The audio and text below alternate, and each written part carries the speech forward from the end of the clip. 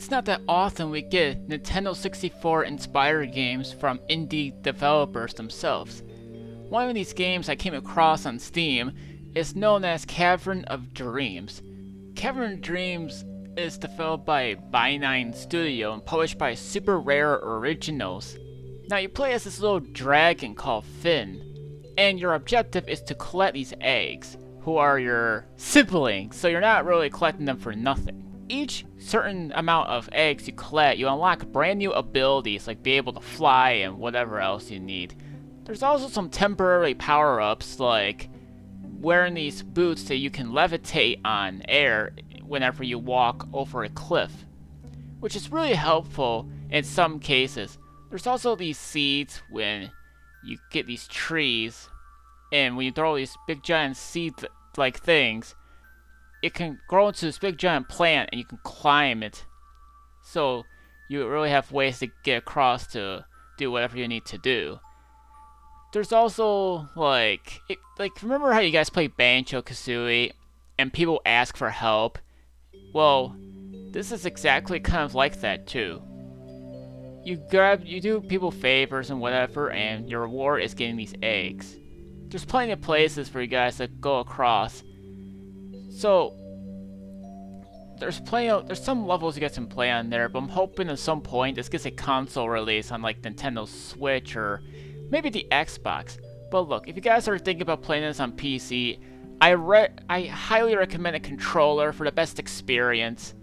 Mainly because Nintendo 64 is always made to play games with a controller. And if you guys play with like a keyboard or mouse or whatever, it's not going to look that great. Which I think this game only uses keyboard as far as I can tell. But definitely controller. This game is definitely made with a controller. In terms of gameplay, it's like I was mentioning you collecting eggs. It's a collectathon game like Banjo-Kazooie or Super Mario 64, anything else you can name. For the game's graphics too, like, it captures the imagination of Nintendo 64 and how well it does it. There's also these blue mushrooms, or just mushrooms in general for you guys to collect.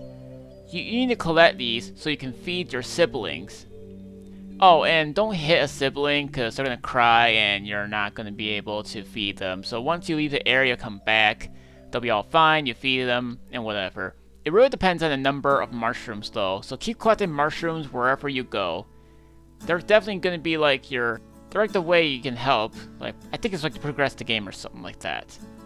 But anyway, there's plenty of like collectibles too. Besides the eggs and mushrooms, there's these encyclopedia things you can collect, but they can be typically hard to collect. Only because they hide in the specific areas of each of these levels. So I would be careful with that stuff if I were you. Now there's also this bad guy who likes to ruin your day. I think it's a bat riding a witch-like broom. And he or she, whatever, I'm still trying to figure this out. Well, that thing's trying to ruin your day and try to make things impossible for you guys to progress to getting these eggs. You need to get these eggs so that way you can save your siblings. There's plenty of places for you guys to explore. And in terms of like the game, if you want to save and quit, you can do that. And if you like to go back to your original hub world so you can learn new abilities, you could do that as well. There's plenty of places that's like impossible. Like, that's a weird thing. I think it's impossible to get these eggs and solve these puzzles. But if you get to certain abilities, you'll be able to learn easily as to how you get them. It's like I said, if you guys played Banjo, you know what you're up against. Also, in terms of like punishment, there's really not that many. There's not really that punishing in the game. There's no life count, there's no like difficulty selection either. Though, I would just say this too, is that you can actually breathe underwater as a dragon. I'm not making this up. You can breathe in water. There's not that really many obstacles as enemies in your way, but you need to use your tail attack to hit certain things. like objects or use to how you solve puzzles.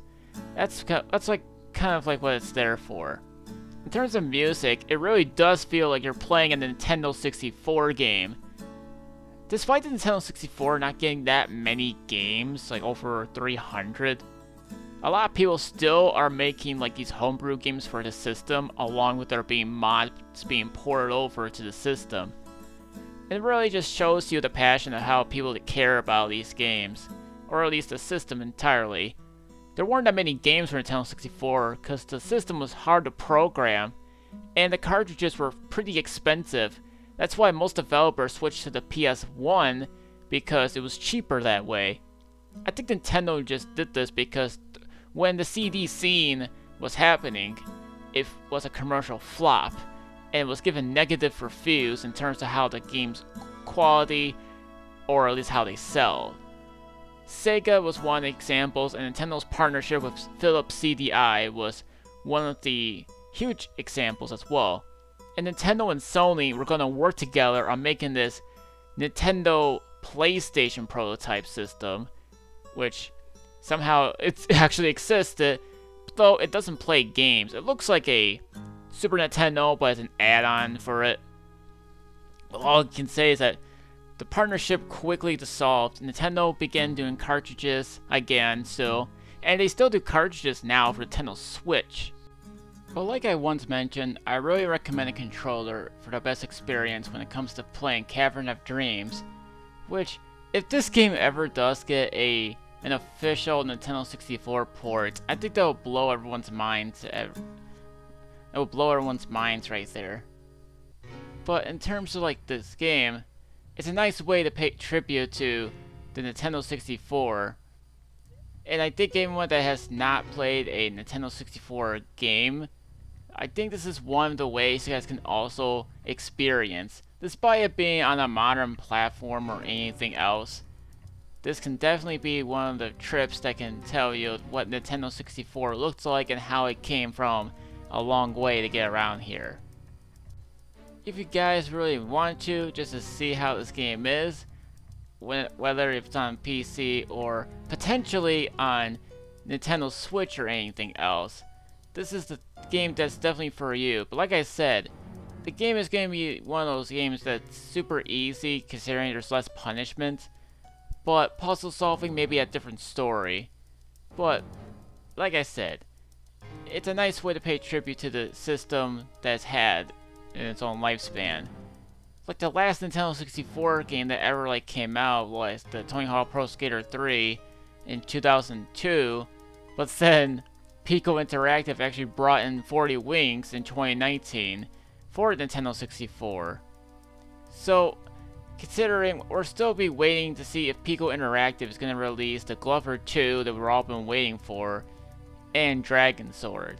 Considering they own the IP and they're in midst of developing the game itself. So, all I can say is like, if you guys like what you're seeing in here, go ahead and get it. The game is $13 on Steam right now, but I might have gotten it under a discount when it was on sale, but again, it's around the same price, but whatever. So, it's not expensive, but it is enough to keep you guys playing in this game. There's plenty of levels for you guys to play, plenty of puzzles, and plenty of abilities to gain.